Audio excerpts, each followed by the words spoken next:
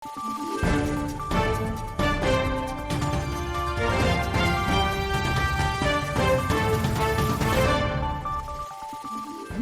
araw, Pilipinas! Ito ang Valiente News hatid sa inyo ng Office of the Vice President.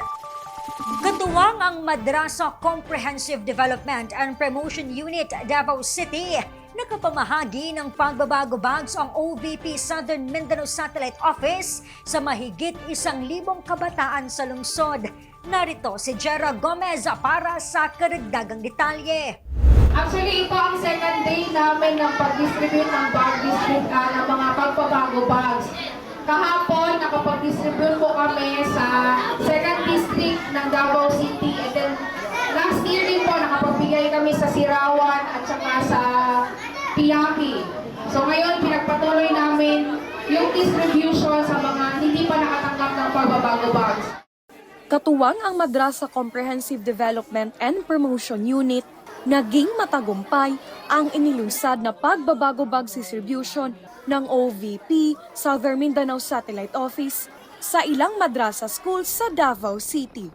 Isa sa kanilang mga binisita ang Madrasatul Sultan Buisan Al-Arabi sa Times Beach, Muslim Village sa Barangay Bukana, kung saan 194 na mga learners mula sa Bangsa Maguindanawon ang nakatanggap ng school bags na may kasamang school supplies, dental kits at kapote. Prioridad sa distribusyon ang kindergarten hanggang grade 6 learners. Para sa ating mga kapatid na Muslim, ang pagbabago campaign ay nagpapakita sa kahalagahan ng pagbibigay suporta lalo na sa pag-aaral ng kabataang Pilipino. Pag wala siya mga kasangkapan upang sa kanyang pag-aaral ay hindi po makuha niya, ma-achieve niya talaga ang kanyang minimiti.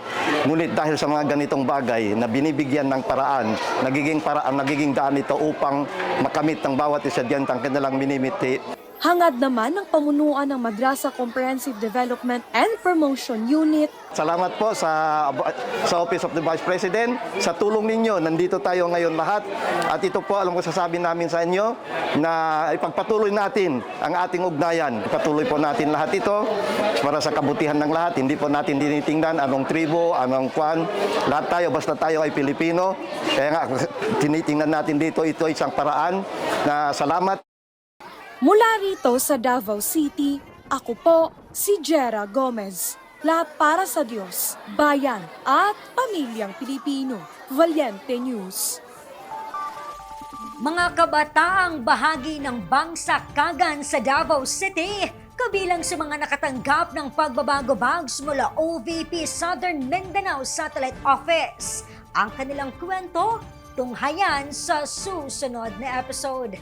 Ako si Claudette Loreto para sa makabuluhan, naninindigan at matapang na mga ulat at impormasyon.